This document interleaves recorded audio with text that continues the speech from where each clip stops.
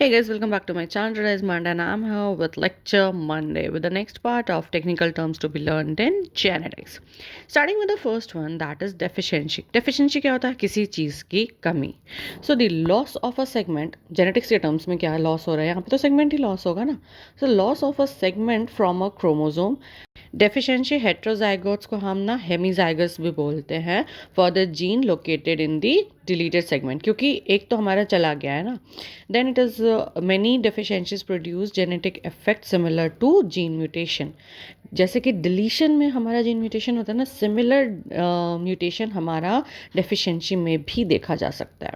Next is degenerate code.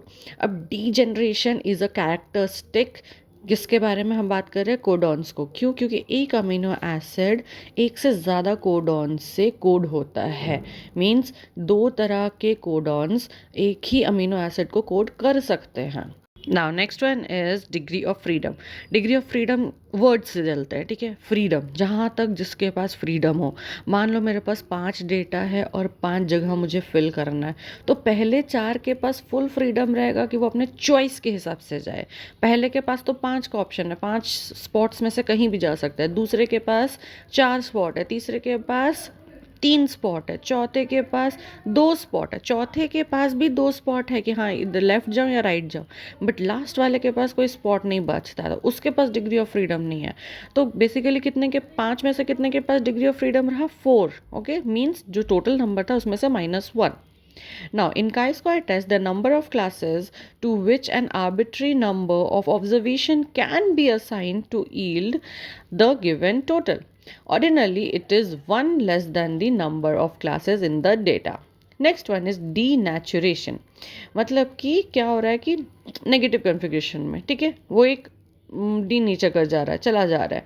The loss of natural और negative configuration of a macromolecule generally accompanied with a loss in the biological activity of the molecule, a separation of the two strands of DNA double helix producing single stranded DNA molecule. Double strand होता है, वो degenerate करता है, मतलब वो अलग अलग हो जाता है और सिंगल स्ट्रैंड डीएनए मॉलिक्यूल बनाता है, right. Next is de novo, that is arising afresh, मतलब एक नया फ्रेश कहीं अराइज कर रहा है, बन रहा है. Next one is determination. Determination पता क्या है? एक प्रोसेस है जिससे कि जो हमारा एम्ब्रियो का सेल होता है वो डिफ्रेंशिएशन में चला जाता है. The process due to which an embryonic cell becomes committed to differentiate only into a specific adult organ. क्योंकि स्टार्टिंग में तो सारे सेल्स एक जैसे होते हैं ना, फिर वो डिफरेंट डिफरेंट ऑर्गन्स में बन जाते हैं. Next is diakinesis. ये एक स्टेज होता है प्रोफेज 1 में, ठीक है. मियोसिस के प्रोफेज 1 में एक स्टेज है डायकाइनेसिस. इसमें क्या होता है? The chiasma terminalization is complete, the bivalents are short and thick and well spread in the cell. Next is dicentric chromosome. Centric होता है जिसमें सेंट्रोमियर हो, डाइसेंट्रिक जिसमें 2 सेंट्रोमियर्स हो.